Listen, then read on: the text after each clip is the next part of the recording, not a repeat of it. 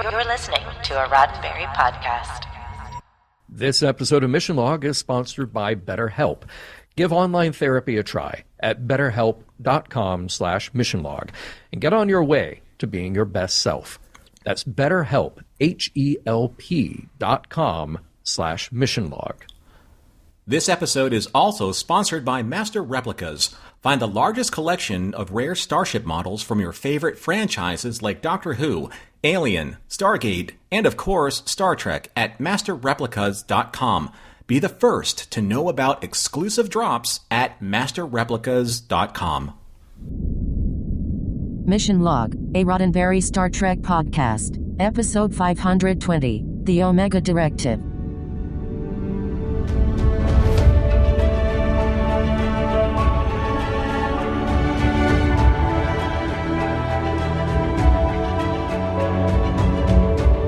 Welcome into another episode of Mission Log, a Roddenberry Star Trek podcast. I'm John Champion. And I'm Norman Lau. Each week on Mission Log, our directive is to review an episode of Star Trek from beginning to end, from Alpha to Omega, to see if the episode withstands the test of time, and perhaps, in a moment of clarity, find any morals, meanings, or messages contained therein. This week, the Omega Directive, the one where Janeway is forced to place Starfleet's ultra-top-secret directive, sort of, over the Prime Directive, while also having yet another showdown with 7 of 9. John will be back with trivia in a moment, right after I tell you how to stay in touch with us. Mission Log is a conversation about Star Trek. Drop us a line at missionlog@roddenberry.com and join us on X, formerly known as Twitter, and Facebook at Mission Log Pod. While you're at it, leave us a review and a rating at Apple Podcasts or your favorite podcast platform. And please remember, your comments could be used on Mission Log or Engage on the Roddenberry YouTube channel. Hey, I promise I will have that trivia for you in a moment, but first a word from this week's sponsor, Master Replicas. We are so happy to have Master Replicas because you may remember our deep love for teeny tiny starships. Yes, well, Master Replicas have an incredibly extensive collection of ships that you may remember from Eagle Moss. Yes, Master Replicas have absorbed that inventory. And you know, in Star Trek alone, there's something like 400 unique model ships. Yes, that is a remarkable number. It's more than practically any other franchise. I mean, what other series has more than 400 ships? But don't worry. Master Replicas has more than just Star Trek. Oh, no. They've got ships from your favorite stories like Alien and Stargate and Doctor Who and so much more. Now, here's a fun story. I've just recently picked up 2 different ships with the same name that were not previously in their inventory, but now they are. Whoa, really? Mm-hmm. I have know that. Okay. The Prometheus from Stargate and the Prometheus from Voyager. Yes, so, nicely done. Nicely done. The reason why I say this is because here's the important detail about these ships. We all love them. We all love them because they represent our fandom. But many of you may or may not know that they're not being made anymore. So Master Replicas, they've been able to procure all the old stock, and now they're selling it off. That's how I was able to get the Prometheuses. I guess Promethei. Promethei. Right. They've got most things, but if you want to get any, say, of the Enterprises or Voyager or the Defiant or something more obscure, like the Prometheus, now's the time. We're not sure if you'll be able to get them in the future, at least not at these prices, because when they kind of went out, they started becoming really, really, really just ridiculously, exorbitantly priced on eBay. So you don't want that to happen to you. There are ships there, sometimes for more than $1,000, but Master Replicas are now selling them for close to the original prices. And look, you already know about the quality and the detail in those tiny starships. Norman, I'm sure that yours are beautiful, both gorgeous. Prometheus, yes. Love them. Yeah. They're just so good because, whenever possible, they were actually made using the original CG models that were used to make the visual effects for the show. Master Replicas have only got the rights to sell these for a certain amount of time. How long, you may ask? Well, Stick with us because we'll update you right here in the show. In the meantime, don't delay. Go to masterreplicas.com. Tell them Mission Log sent you when you place your first order. Sign up for that newsletter too so you can be the first to know about special promotions and exclusive drops. That address again is masterreplicas.com. And now, here's John Champion with this week's trivia. Yeah, see, I promised I would be back. All right, the Omega Directive. We have a story by Jimmy Diggs and Steve J.K. And Jimmy's name you probably remember since he is a person of many talents with a varied resume. He's a veteran. He worked in the airline industry. He was in the Navy as well. And he also took to writing and production, and he pitched a number of stories to Star Trek, getting his break in Voyager's second season with Elogium, along with Steve J.K. While that story and this one are Steve's only credits in the business, Jimmy carried on with more for Star Trek, racking up a total of 6 for Voyager and the DS9 standout, Dr. Bashir, I presume. Now, Lisa Klink gets the credit here for shaping the pitch from Jimmy and Steve into a teleplay. As always, there is influence from others on the production team, though, and Brandon Braga chimed in about his preference to shift the script's focus and lean more towards Seven of Nine's experience rather than staying completely focused on the Omega particle itself. This was directed by Victor Lobel, and we just mentioned Victor a couple of weeks ago with The Killing Game. He directed part 2 of that episode. And by the way, due to a typo, I think I mispronounced his last name as Lobi or Lobi, and you know what, we'll not do that again. By the time of the Omega Directive, Victor was actually done with his work on Voyager, but he still had one more gig over at DS9 where he wrapped up his Trek directing with the episode Prodigal Daughter. Let's say hello to our guest star as well. We should all feel very honored that we do have a visit from an old friend who should have top billing, and that would be the space station model that has been making appearances in Star Trek since the motion picture. This station has got a great agent and always turns in a top-notch performance. And we also get to meet a couple of aliens, the ones who survive, at least, who have an interest in the Omega particle.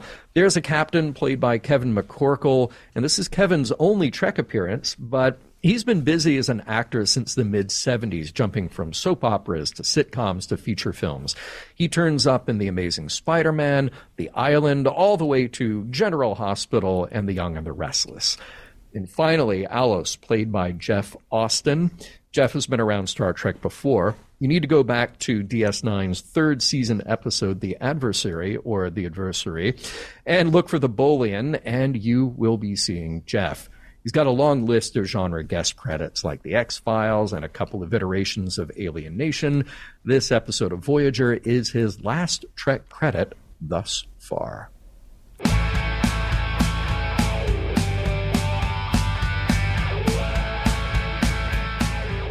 Warning, a top secret thing is happening, and I'm telling everyone about it, secretly.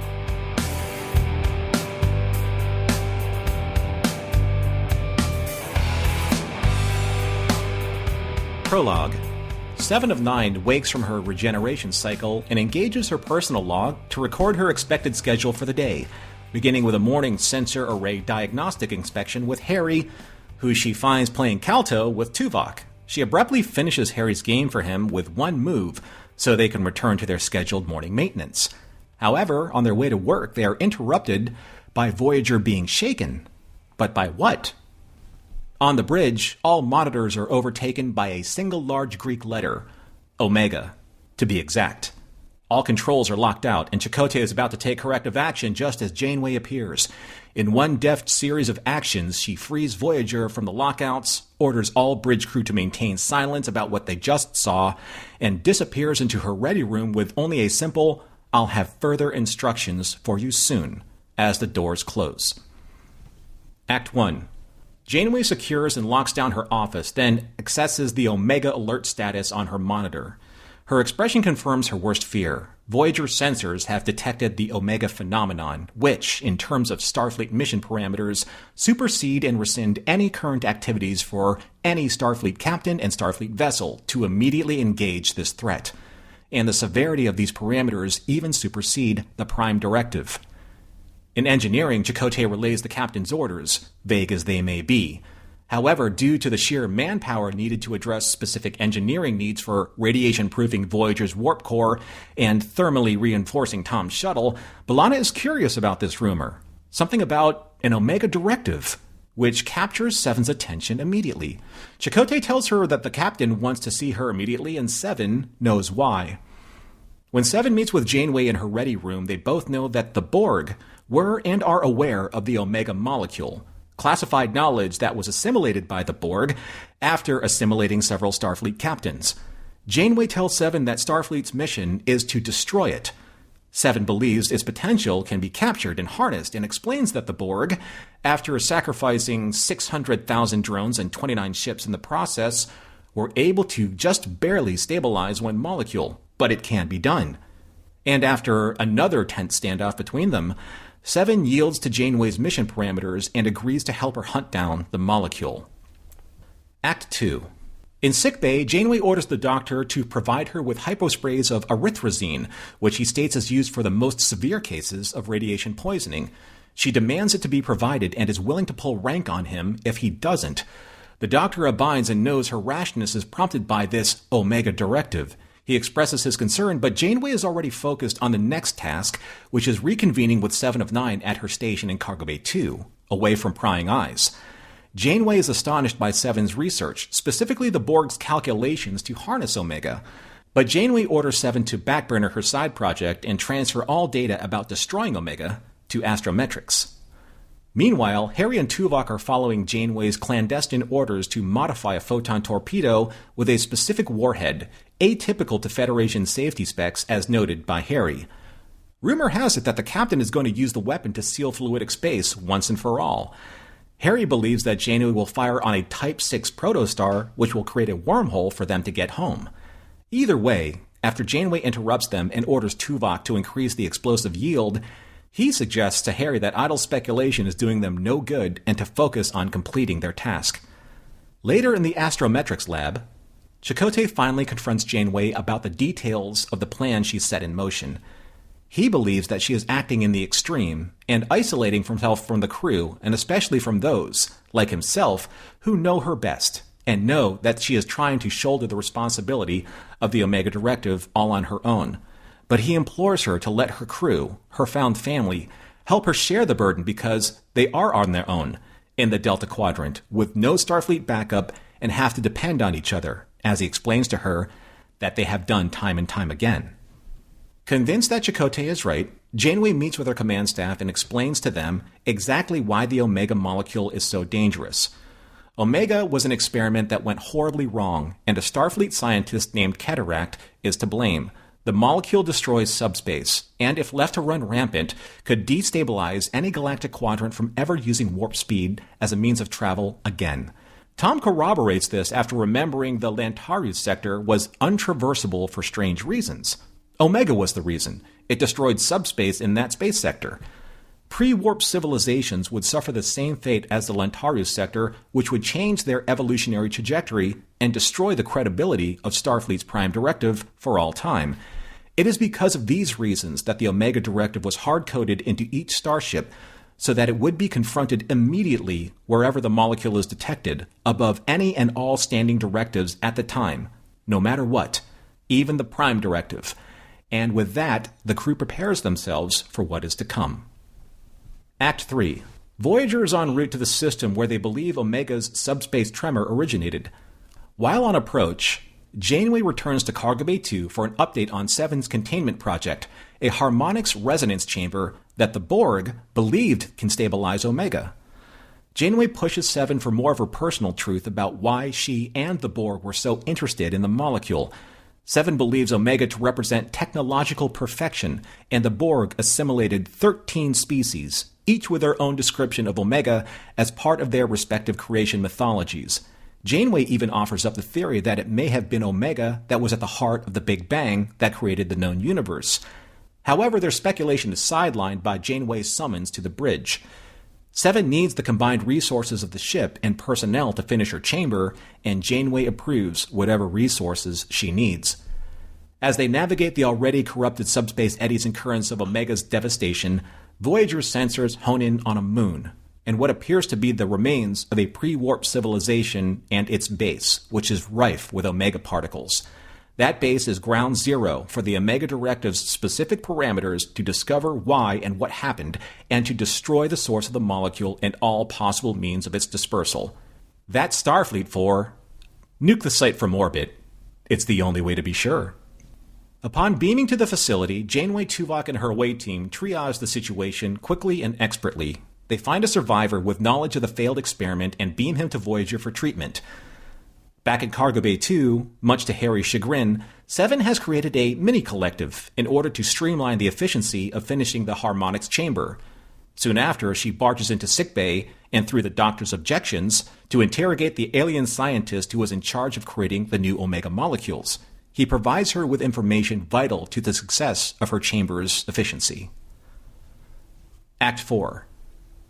Tuvok and another engineering tech finally cut through the research chamber armored door, and with a little elbow grease, Janeway and Tuvok manage to pry away the exterior shielding to reveal a bright blue glow emanating through a protective field where the Omega molecules are currently trapped.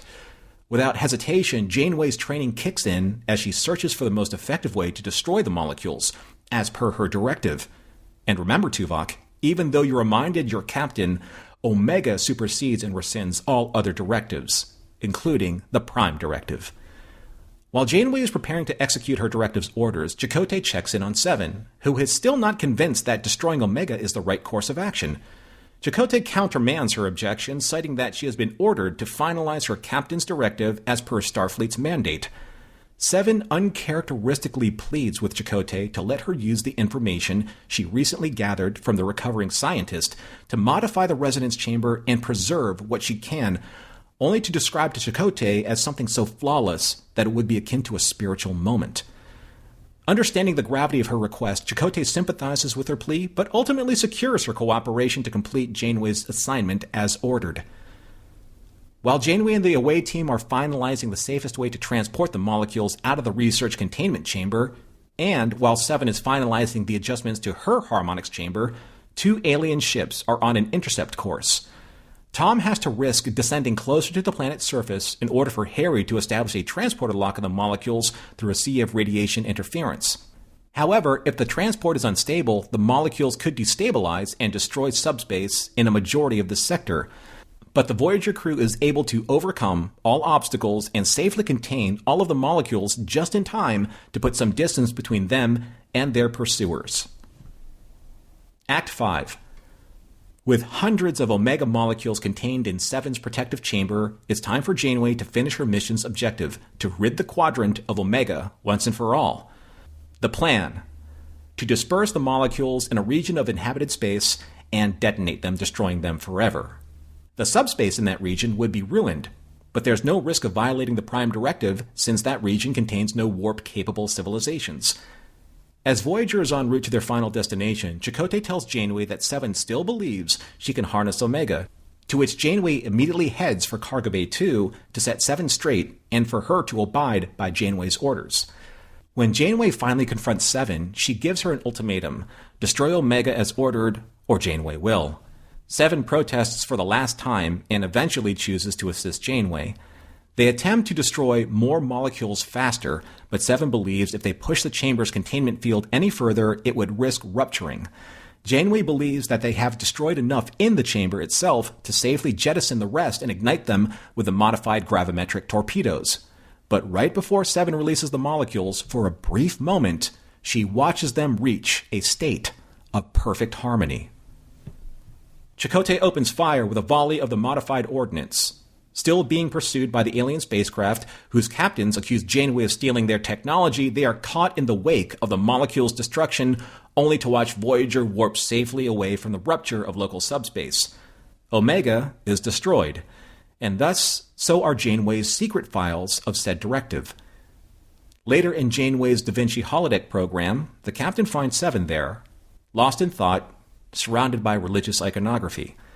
Seven relents and finally confides in Janeway, confessing that in the 3.2 seconds of observing Omega come together in perfect harmony, that perhaps there is something to this moment of clarity, to which Janeway tells Seven she may have had her first spiritual experience. The end. All right, nicely done, Norman. As we get started here, I like the little day in the life blog, I guess, that we get from Seven. I mean, it's sort of it's fun and it's in character because it's so dry, and she takes her little digs at other characters, which is fun. But it is, I think it's a little weird that it is a preemptive blog rather than reflecting on what already happened. Usually when you keep a diary about the things that you did. You don't start the diary by saying, today I've scheduled this, and then just go on to the next thing. I think that's kind of like so in line with Seven, though. Like, this is how my day is going to be. I guess so. Why would it change? Yeah, you know? And if there's any variation at all, then it's really worth noting. A fun little moment with the Caltoa game. Here's my running checklist of let's cast shade at Harry from the start. Oh, God. Let's check mark 1. Yeah. Let's emasculate Harry even further by finishing his overnight Calto game for him. Uh-huh. And you knew it was coming. You knew it was coming in that one move. And right. Totally mess with Harry. Yeah. Yeah. Seven says, I was Borg. And I wondered if this is a new-ish thing that we have heard from her, because in the past, she's a sort of... we've heard her refer to herself as being Borg, but is this a new thing to say, I was Borg? If you had asked her the follow-up question, what are you now, would she say human? Tense is very important. Yeah, it is. It is, yeah. And by the way, we get back to this question that I'd raised before, that the Borg, they sort of process some, but not all the information they assimilate, apparently. They kind of leave out things that are extraneous, but if it's important enough that a Starfleet captain knows it, they're going to hang on to it. But then how does that information get down to the individual Borg, like 7 of 9? Does that mean that information exists in all Borg all the time? So there's not really a great deal of detail on how 7 in particular has retained all of that, but it helps the story. You know what we call this, John, in the business? What's that? We call this the best of both worlds. Oh, really?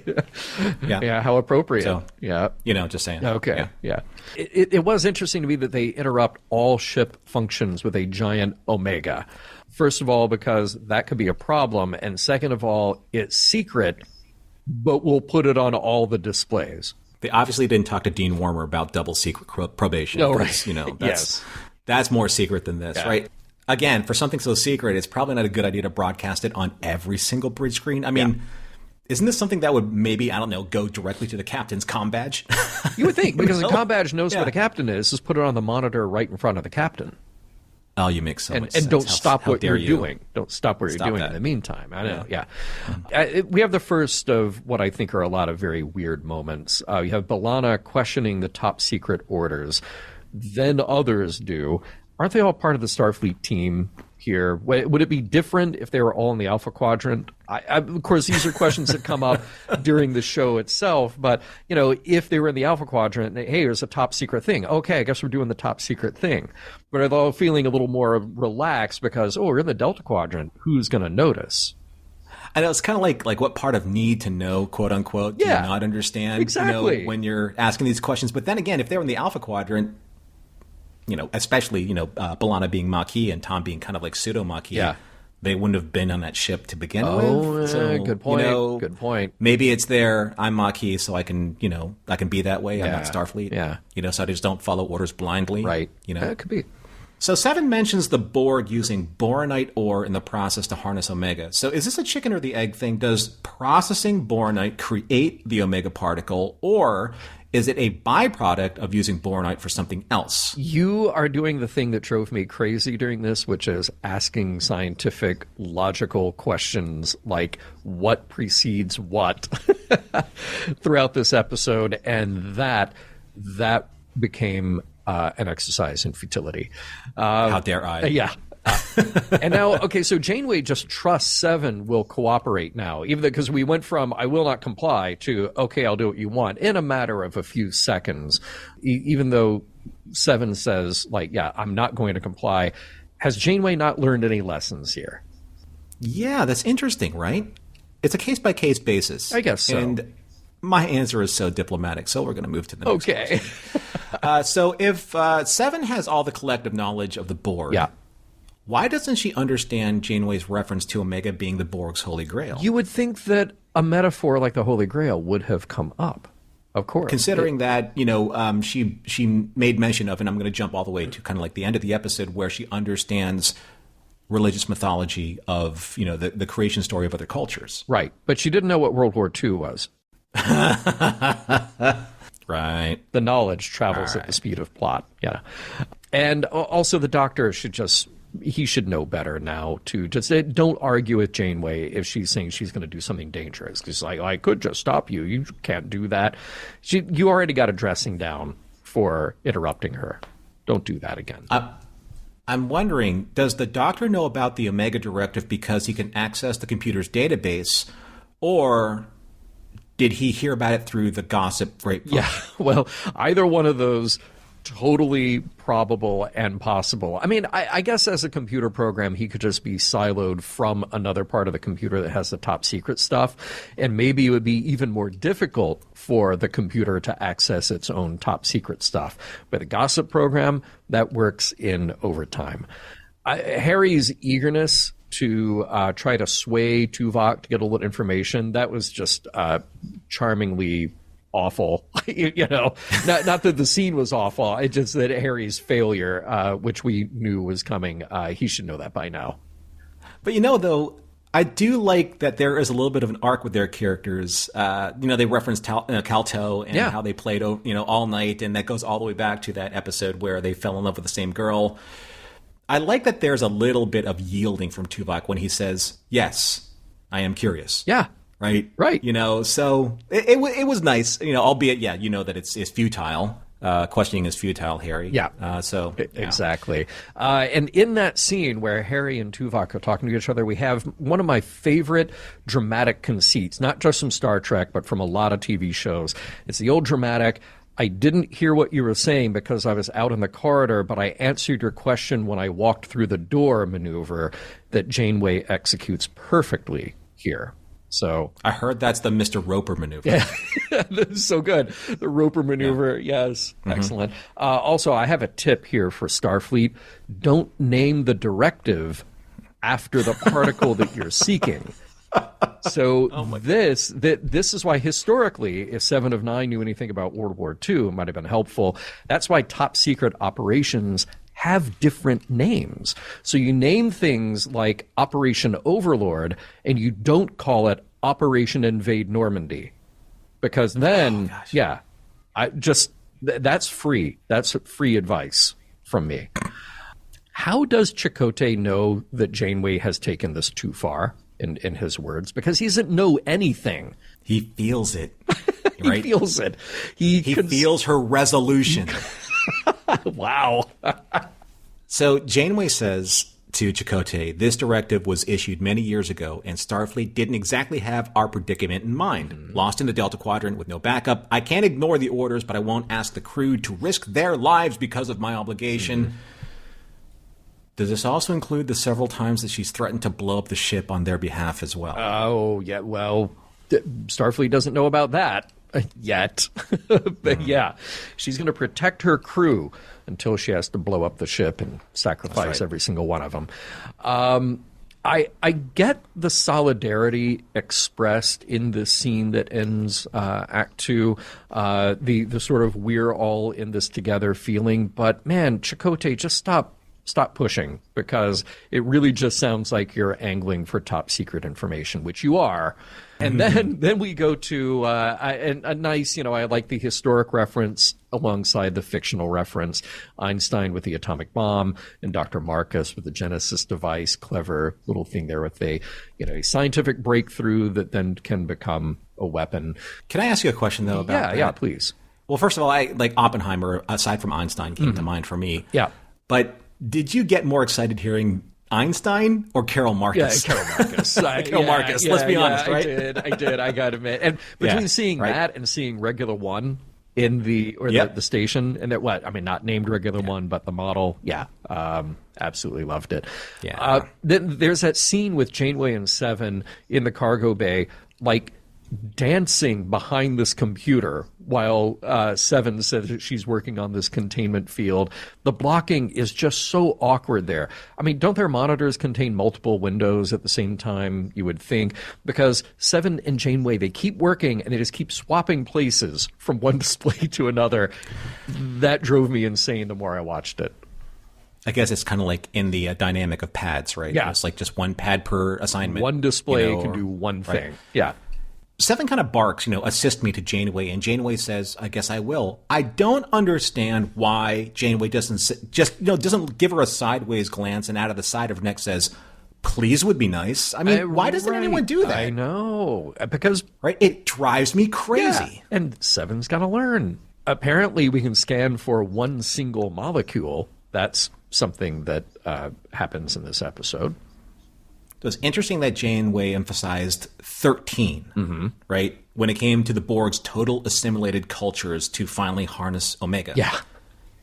I ask you this, John, and I ask all the fans out there, does this make the case for calling the Borg's success of this as the birth of the Omega 13? Yep. I think you're onto something there. You're welcome. The explosion on that moon knocked out thousands of kilometers of surface area. But those guys still survived who were right next to it. So they were lucky somehow.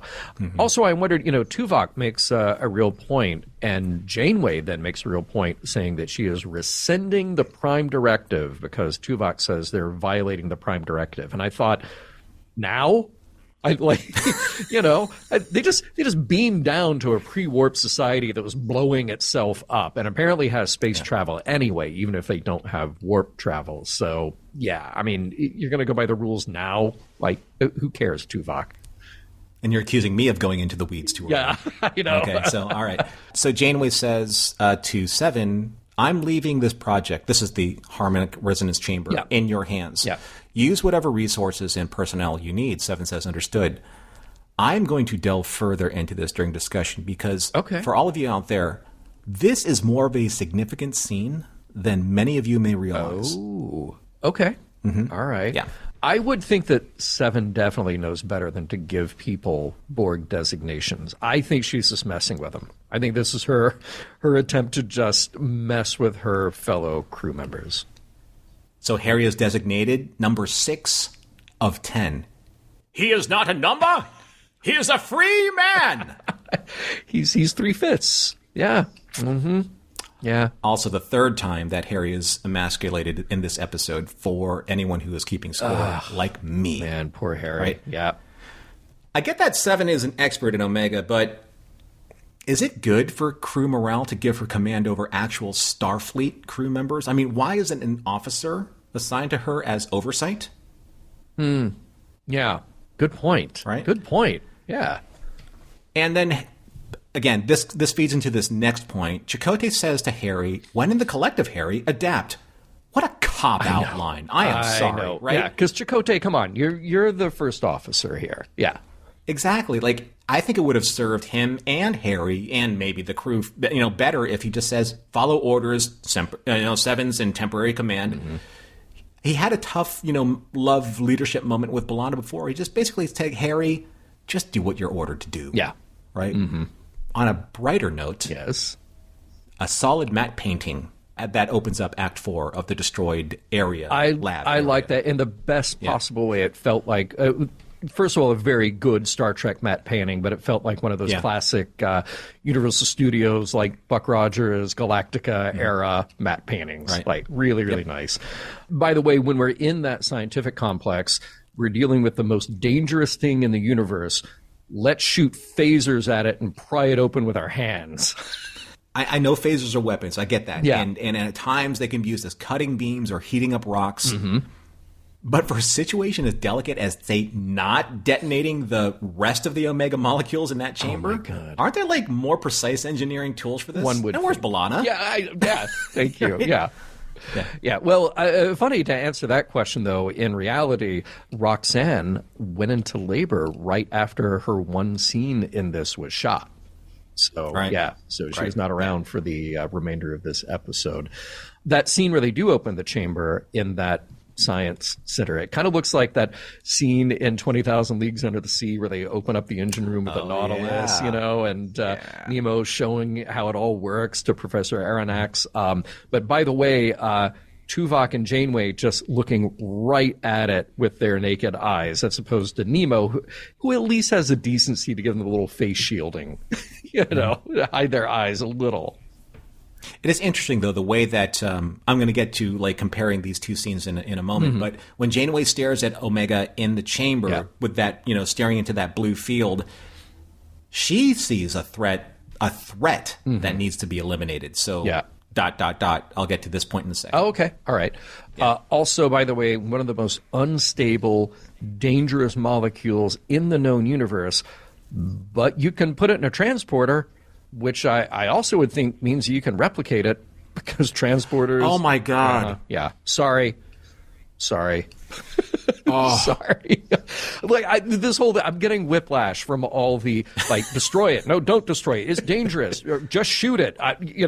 There's a lot of back and forth for me there. When Janeway says to Seven, I don't care if you can make it sing and dance. We're getting rid of it. This line seems so out of place for Janeway, right?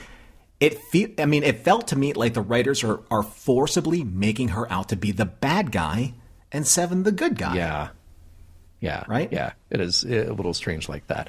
Lucky for Voyager to outwarp an explosion of the most dangerous thing in the known universe, and those alien ships that aren't warp capable, I guess...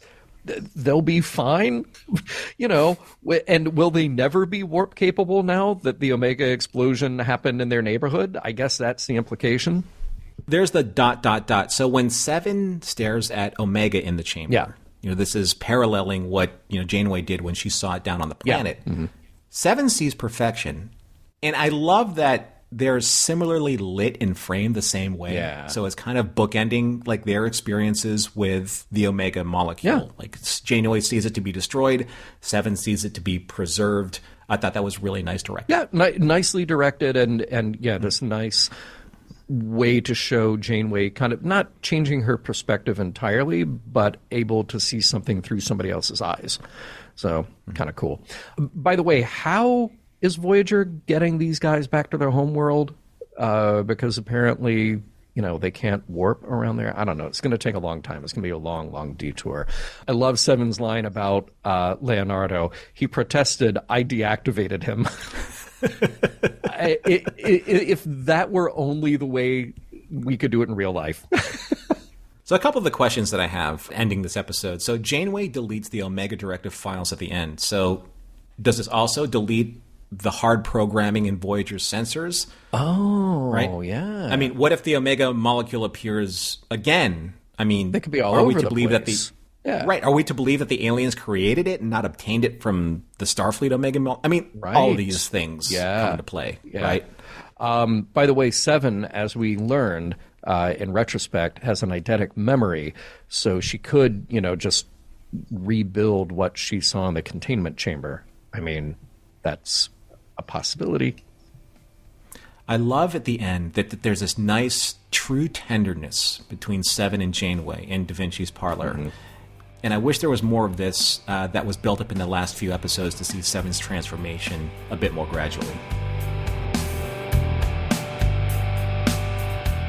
I wonder what other top-secret things are programmed into my operating system. Oh, if a giant cow is detected nearby, all my screens display the Greek letter mu. That's good to know.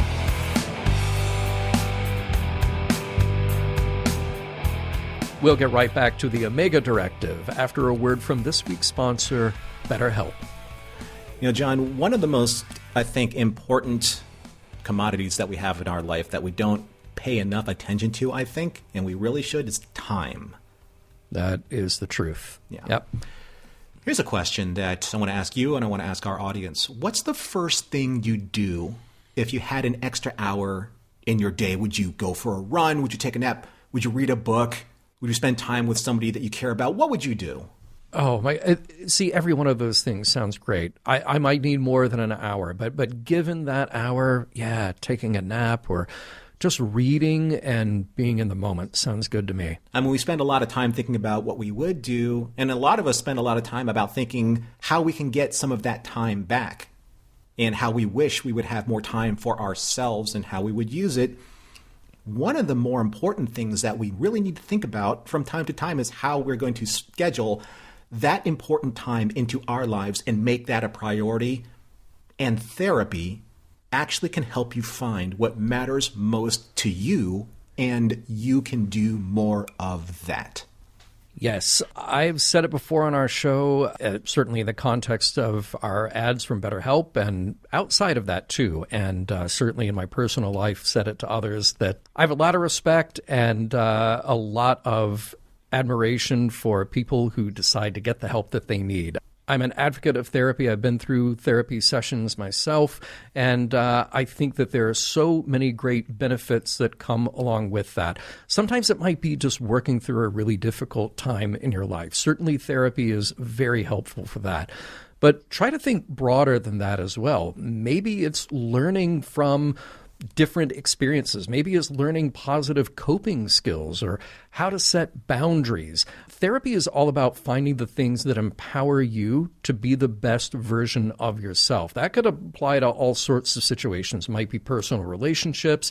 It might be work-related. There are any number of issues that could benefit from the help that a therapist can give. It's not just about trauma. It really is about all of those day-to-day things to help you be your best self.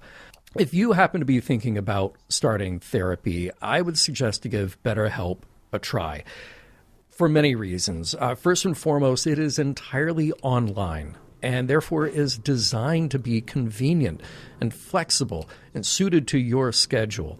Now, all you have to do is fill out a very brief questionnaire to get matched up with a licensed therapist, and then you can switch therapists at any time for no additional charge. Learn to make time for what makes you happy with BetterHelp. Visit betterhelp.com/missionlog today to get 10% off your first month. That's BetterHelp, HELP.com/missionlog.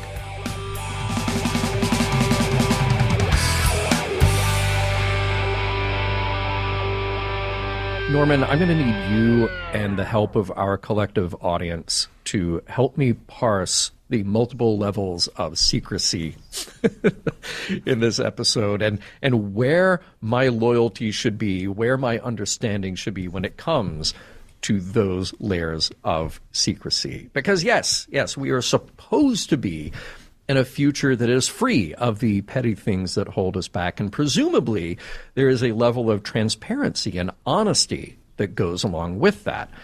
And it seems kind of weird for Starfleet to keep secrets this hard. You know, like there are some things that come up from time to time. Pegasus. You know, yeah, you go like, okay, well, that was a secret, but there were a lot of people involved and they did a thing and it went wrong, you know. But ultimately, that wasn't going to destroy a quadrant of space or end warp drive for everybody. You know, because of things like this, a top secret piece of information may be necessary from time to time, though I would argue that it is much harder to keep things like that a secret in the future. By the way, from what I'm saying, I already prefer this kind of secret mission to anything having to do with Section 31. Like, if it's just a scientific secret, a discovery type thing, okay, fine, keep a thing secret. But this layer of subterfuge that undermines the actual work of Starfleet, I'm not on board with that. Okay, but at the same time, given that those secrets may sometimes be necessary, and that Starfleet is, by all intents, a trustable institution, I guess what I'm asking is, should the crew just keep their mouth shut and follow orders? What do you think? Because I really had mixed feelings, and maybe it was me being too trusting. I trust Janeway. I trust Starfleet's intelligence about a thing. And if a message comes through that says, hey, this is secret for good reasons, this is secret, when the crew starts getting nosy about it, should Janeway have just shut it down early, and then even when Chakotay asks her, just say no? Or or the need to know part of it is truly need to know. You've asked a lot of really complex questions here, John, and You're welcome. There's there's like the two ways of looking at it. There's the in-world universe explanation and the out-of-world universe explanation. The first thing that really kind of tips the hand at kind of like the strangeness and the way that this is approached in the episode is just kind of like the plastering of the Omega symbol across like everyone's screens. It's already not secret. Yeah. Exactly. Yeah. For like the most top secret, clandestine, redacted truth of what happened, with Cataract and that space station and the Omega molecule. I understand like why you have to do that for the production value of the show so that it brings the drama, it brings the interest, it brings the mystery, et cetera, et cetera, et cetera. But at the same time, though, it really does make Janeway's job harder to try and keep it contained because let's take a look at who's on the bridge at the time. You have Chakotay. Tuvok wasn't on the bridge. It was, his backup. Tom's on the bridge. Harry wasn't on the bridge, but Harry's like the biggest gossiper of all. So it's really, really difficult to try and contain that secret. And going back to like your original point of this, which I think is, why do we have this type of deep, dark, clandestine secrecy in a human organization that's supposed to be beyond that? Yeah. Because I think that so far, like we have seen this evolution, like in Star Trek, where the more and more and more you introduce this into the actual fabric of the series, the more interesting that series is for people who are swayed by other series that are a bit more human in the drama aspect of the series. Your other science fiction shows at the time, and in this case, it would have been like, say, Deep Space Nine. Yeah. For example, right? Where Section 31 has become a huge part of the narrative drama, and for good reason, because it brings a different interest in the darkness of what's going on with Deep Space Nine's specific narrative underneath Ira Stephen Bear. Yeah. So maybe the people in Voyager that were running the show, they were like, we need a little bit of that kind of swagger. We need a little bit of that kind of darkness to be able to give a little bit more texture, a little bit more depth, maybe to Janeway. Yeah. But at the same time, though, it really does kind of undermine that more optimistic, more progressive humanity, more progressive Starfleet that we've seen, as per why Voyager was created in the first place, to get away from that. Right? And now don't get me wrong, because I think there is a difference. I think, part of what DS9 did with Section 31 is having this layer of a clandestine organization within Starfleet, within the Charter for 200 years. That's always the part that bugged me, and I know bugged you. That undermined the political decisions and the diplomatic decisions that characters made. So that was a whole other problem. Like I get the idea that, okay, there may be knowledge or technology that we don't want to fall into the wrong hands. So that is a different kind of secrecy applied to this. But I think the unveiling of that is a very bad Starfleet thing because, first of all, it is presented in this ridiculous way of, yes, we're splashing it all over every display that everybody can see. But second of all, it doesn't give the captain any leeway when it comes to what are my best resources to take care of this problem. And I see it as kind of an all or nothing decision. No matter which way you go, it is either all or nothing that you don't tell the people around you what this is. And then that becomes a very interesting point of dramatic conflict between the crew and the captain. And you just have to trust the captain. And we've seen where maybe that's the right thing to do, or maybe that's the wrong thing to do. Or you have to go all or nothing in the other direction. And the captain has to say, you know what? Everybody needs to know about this, because everybody needs to know what we're facing. And I feel like this show, the way this was set up, they tried to have it both ways, and I'm not really satisfied that just Chakotay's impassioned speech about we're here to help you, that's not necessarily good enough to get a captain to break her vow about keeping this thing secret. And I'm sorry, but there's no such thing as just a little bit secret. Well, I'll only tell the senior staff. Harry's in that room. Right. Harry's in You're that right. room. All right? Yeah. So, yeah. Well, I think my biggest issue with how they handled it in this episode is that it's so antithetical Janeway, right? So Janeway, all of a sudden, she gets the information about the Omega Directive has been initiated, and all of a sudden she goes into Ahab mode. Like she's lost her perspective throughout the course of this episode. She's lost her scientific curiosity. She's lost her moral compass. Everything is just, this is my order, I must destroy, end of story. And everyone in her wake has to follow and toe the line. And I'm like, well, that's not the Janeway that we know. Yeah. Right? This isn't the Janeway that has been crafted over, like, the last, 3.5, 4 seasons. Like, Janeway is a very scientifically minded, methodical, very, she's an all-encompassing type of mentality, type of intelligence, where she looks at all of the things that are supposed to, like, impact not only her decision, but how it affects the crew and how it affects her ability to get home. And all of a sudden, she's like, I don't care what your reasoning is. The Omega Directive takes precedent over everything, even my own common sense. I'm like, no, that rings false to me. That doesn't ring true to Janeway's character thus far. Yeah. No, I agree with that. And by the way, Chakotay, dude, have you ever worked in an office or anywhere in your life? Because, secrets like that, they don't just stay secret. If you tell a handful of people, by the next morning, everybody, including the doctor, is going to know every detail about all of this. It's called the Germac Directive. You tell 2 friends, and they tell two friends, and so on and so on and so exactly. on. Right? Going back to Janeway's decision, I mean, I think there is a good argument to be made here about Voyager's unique situation. We're in the Delta Quadrant. There is no help from Starfleet anywhere. The best course of action is to tell everybody, because as I wrote it in my notes, is a secret still a secret if there's nobody there to make it secret? They're alone.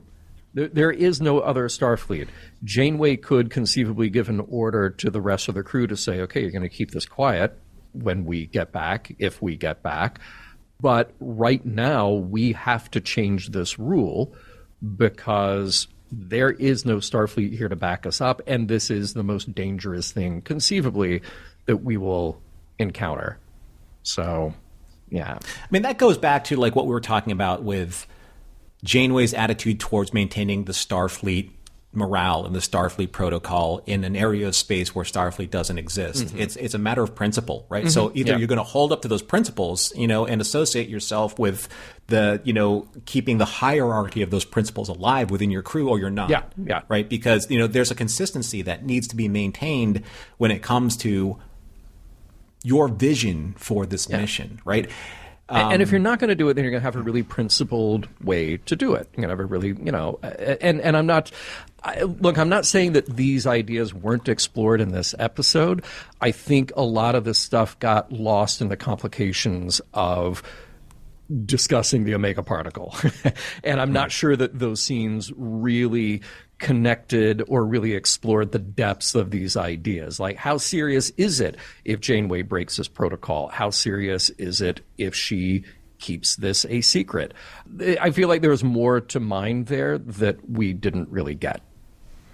Because there are so many like big ideas here. And something that I think that you and I really need to touch on here is the aspect of Borg spirituality. Yes, now we're talking. Right? Yeah. Okay, so when Seven is comparing the Omega particle to quote-unquote God, do the Borg even understand that spiritual concept, right? The concept of belief, aside from their assimilated dictionary definition of it. As far as we know, belief is a quote-unquote individual choice.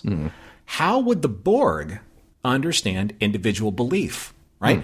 Can the Borg have spiritual experiences? How does that fit in the pursuit and assimilation of technology?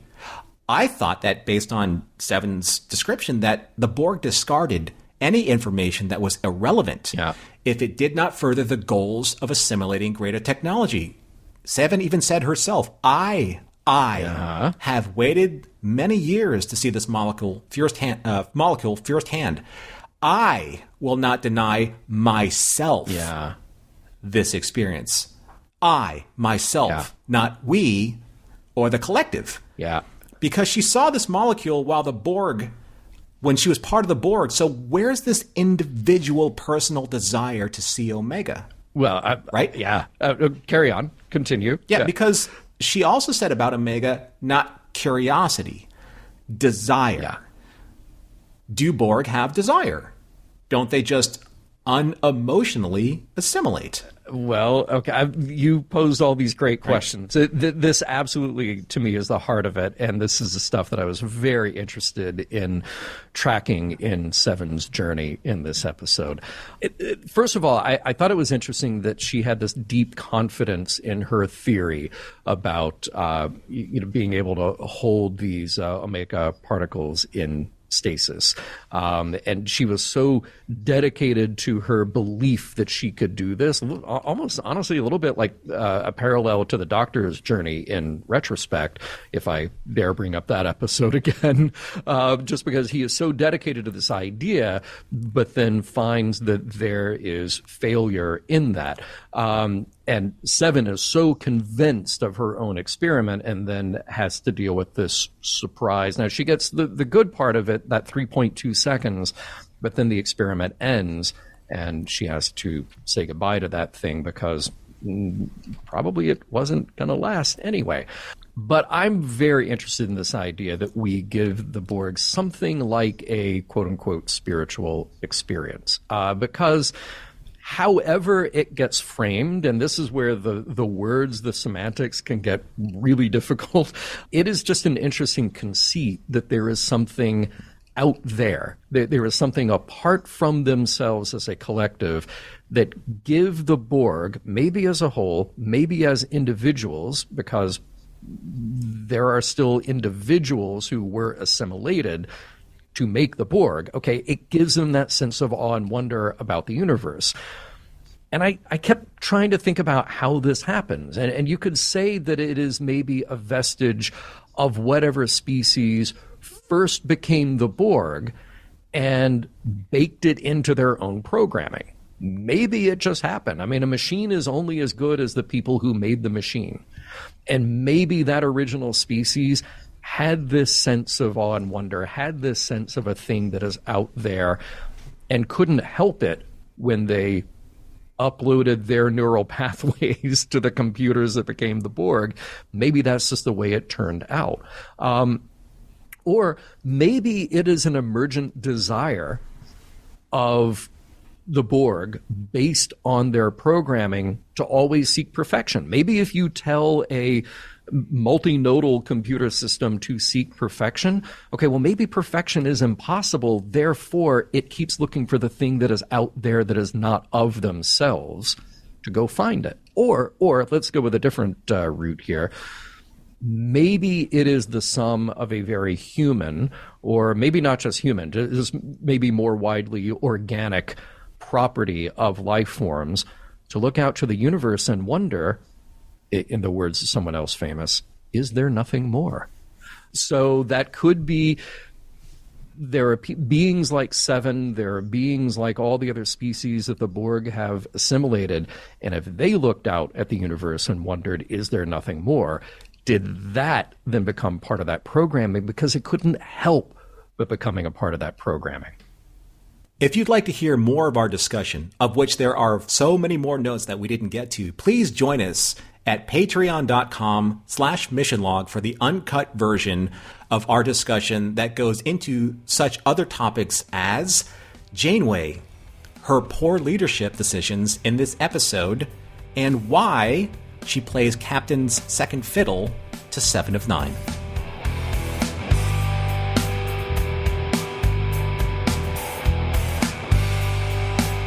If your control panel suddenly displays the Greek letter pi, well, you know what Neelix is making for dessert.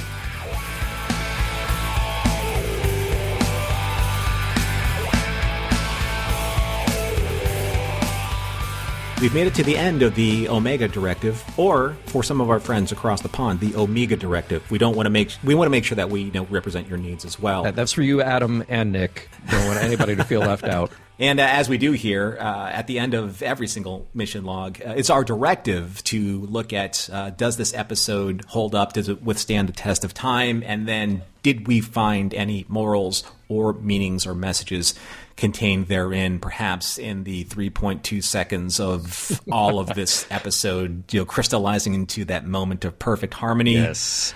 Or maybe not. So, John, let's start with you. Let's see. How did you feel about the Omega Directive? I'm not taking that back. The Omega Directive, yeah. And did you think this episode held up? It's... Okay. Let me go back. let me go back before I even start. That's a deep breath. Yeah. Okay. A couple of weeks ago, we talked about The Killing Game, and I said ahead of time that it was an episode, a collection of episodes that I had watched before, really enjoyed it, really liked it. And then upon further study, when we do what we do for Mission Log, I just found that there were so many bizarre choices and kind of not necessarily plot holes, but a lot asking of the audience to just sort of take on faith to accept the story and accept the character journey. And I felt a lot more lukewarm watching it, but then in the end I couldn't help myself because I enjoyed it. And even if I could acknowledge that it was far from a perfect episode, I still enjoyed it. Then we arrive at the Omega Directive, and I remember watching this episode before and really liking it because I think I like the dual layers of a top secret dangerous thing versus the personal journey that our characters find themselves on. And I thought that was a good couple of layers to play. And then I rewatched this a few times for Mission Log and took a lot of notes as we do. And similar to The Killing Game, I came away thinking, okay, this is bonkers.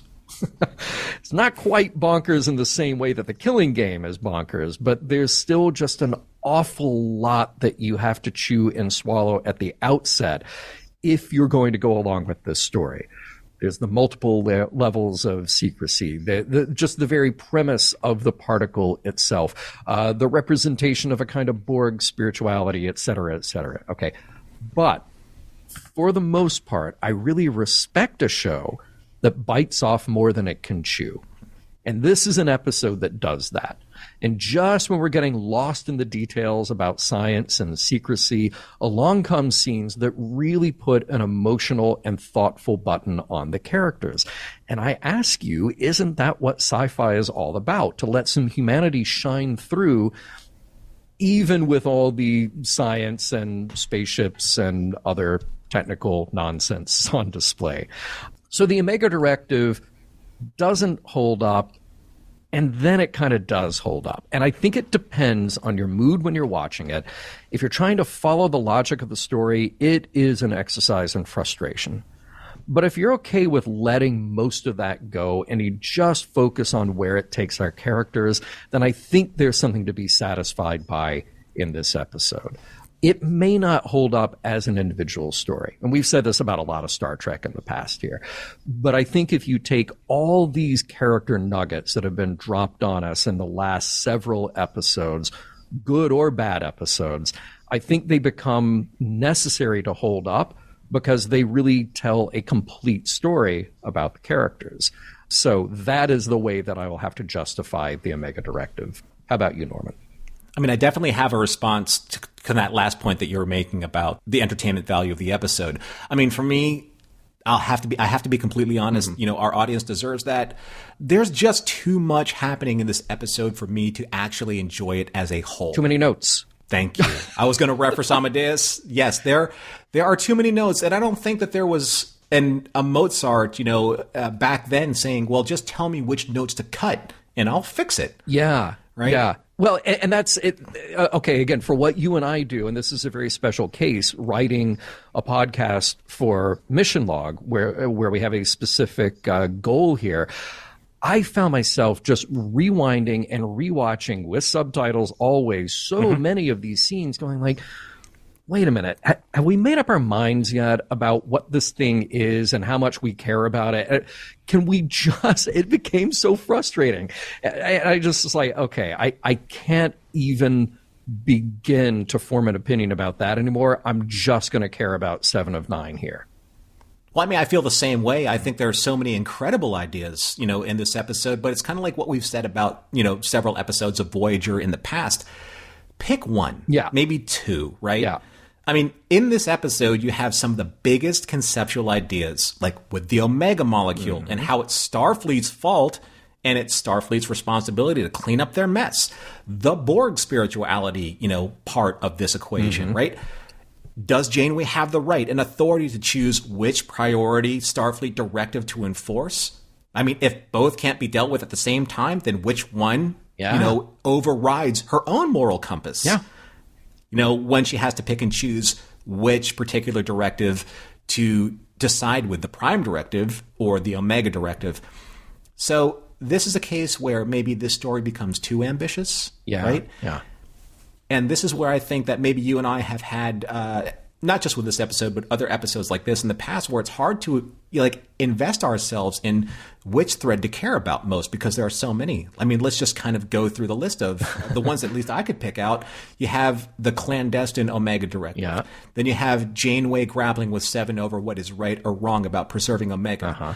Then you give Seven the rights and authority over the crew and how they react to this unearned authority. Then you have Janeway's isolationist attitude to handle Omega, or how she's going to, and how she kind of lost all sense of reason or logic when it came to handling the Omega Directive. I mean, as soon as that symbol came on screen, it's like we saw a completely different Janeway, right? Yeah. So those are things that there's so many things that you just have to try and find a way to settle, into the logic and world building of what we've seen so far. Now, to be fair, there's a lot of really good entertainment value in this episode. But there are also a lot of logic-defying narrative details that, again, throughout the course of the episode, make me ask more questions than finding answers to, that continue to break the world building of where we are in the narrative so far. So, to answer your question about, is entertainment, kind of like the end result of, what we should be watching? Maybe. And I know that there are a lot of people out there, and especially there are a lot of people in our beloved Discord group that have pushed back on me and challenged me, saying in so many words, relax and just enjoy it, Norm, for what it is. and maybe perhaps I should. But, for what you and I do, John, I think there's also a responsibility that we have for our audience and to ourselves to at least discuss and critique what is and what isn't quality storytelling. And regardless of how interesting all of these individual ideas and concepts were in this episode, at least for me, the whole does not equal the sum of its parts. Yeah. And I think that's the fairest way for me to say it. I think that is absolutely fair. Any one of these story ideas are introduced. I mean, it just brought it up for a moment, the whole Einstein with the atomic bomb and Carol Marcus with Genesis, the idea of a source of power being a weapon. That's kind of low-hanging fruit for Star Trek to deal with a scientific conundrum like that. But you can certainly build an episode around it. And I think, again, Janeway's being pulled one way or the other about secrecy, given that they're out in the Delta Quadrant. That is another great story thread to follow. There was a lot bitten off here, and it may just be too much to do in a 45-minute episode. But let's talk about morals, meanings, messages, because I just want to focus on one little slice of this, because we don't really follow that story about the energy source as a weapon, or about the true nature and pros and cons of dealing with secrecy, given that you also need cooperation and buy-in from your crew, and this gets into leadership styles, et cetera, et cetera.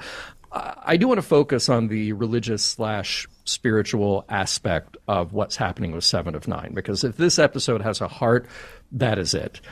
I like the idea of using an alien belief, something that is felt very strongly, as a metaphor for our own. And I like being able to put this in our newest alien character, given that she is part human, part Borg at this point, has had a very unique experience. And it just sort of made me take a step back and kind of take the 30,000-foot view over what is the purpose of her experience. Because we talked in the last segment about why would the Borg feel this? Why would the Borg pursue this? And there could be any number of maybe in-universe reasons that it happens, but the fact is that in-universe, it is happening. And globally, universally, we can think of religion as a way of explaining the universe or explaining the unexplainable. And it's a way to bring story and metaphor and order to these abstract ideas like one's place and one's purpose, or the very concept of perfection, something that is unobtainable. So I like that 7 of 9 is very similar to Voyager, as I referenced before, in this very story. And in the way that we use Star Trek as metaphor for our own experiences, she gets to have a moment of awe and wonder. Now, as someone personally who doesn't ascribe to supernatural explanations to that kind of experience, let me just say, though, that those moments of awe and wonder are indeed precious, no matter what you believe or don't believe. I love what you found, and I wish I could have found something just as profound. But I actually found more of a concern in general. Oh, okay. After this episode, but this episode was kind of like the catalyst for me wanting to address something as a overall concern for myself as a viewer, and maybe for some others out there. Yeah. John, would you like to role play this scene with me? Oh, I love it. Love it. Yeah, anytime. Would you like to be Harry or 7? I think it'll be 7. So this is the scene in the hallway, and it's the beginning of the episode, and I think it sets an incredible tone for what I'm going to bring up next. Okay. So Harry says to 7, "Is there anything you don't know?" I was Borg. I was Borg. That's what you always say, but what does it mean? You've got the knowledge of 10,000 species in your head? Not exactly. Each drone's experiences are processed by the collective. Only useful information is retained. Still, that probably makes you the most intelligent human being alive. Probably. So, what do you need the rest of us for? Forget I asked. So, my takeaways from this conversation actually echo what Harry's asking, but in a more real-world application. Number 1, I was Borg. Like Harry, I asked, what does that mean? Right? But more for what does this mean for the story? Because if 7 has the relevant information and experience over 10,000 species, and at least as of this episode can summon any or all of that experience in order to complete any assignment, no matter how difficult, then to Harry's next point, so what do you need the rest of us for? Again, this is the same question I'm asking when it comes to the obvious and somewhat imbalanced focus that the writers have put on 7 as a character. When you give a character superhuman abilities and prove time and again that this character is literally superior in every possible way to your already established characters, human or alien, then where does that leave those characters and their development? If their struggle or their ability to overcome problems using their grit and their determination, then what happens to our interest in their development? More importantly, what happens when the writers' interest in crafting interesting stories for those characters when you can default saving the day to the savior character, right? So this brings me to probably my 2 favorite quotes from Gene Roddenberry in contrast to these critiques. Okay. Gene said in this first quote, "It is the struggle itself that is most important. We must strive to be more than what we are. It does not matter that we will not reach our ultimate goal. The effort itself yields its own reward."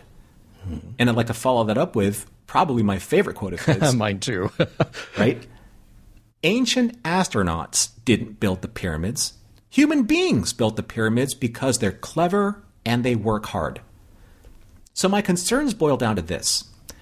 If we take away the agency of our already established characters, as I feel that is happening in this season 4 of Voyager, then why will I care about them as much as I did in seasons 1 through 3, or more importantly, in the futures of seasons 5 through 7? For the record, I love 7 of 9 as the character and what Jerry Ryan has brought to the series.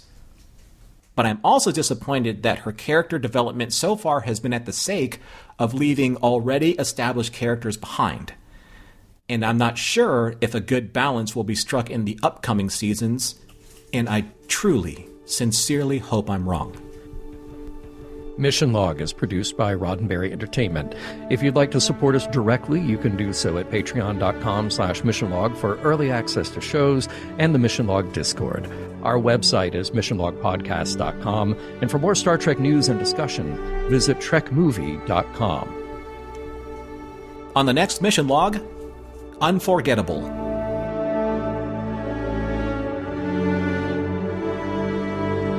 Some of the music for Mission Log provided by Warp 11, online at warp11.com. Special thanks to consulting producers, Matt Esposito, Homer Frizzell, Tom Kozak, Julie Miller, Mike Richards, Mike Shadwell, Paul Shadwell, and David Takechi.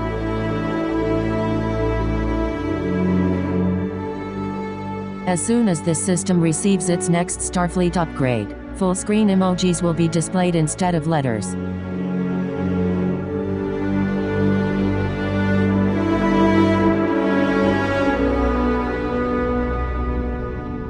End transmission.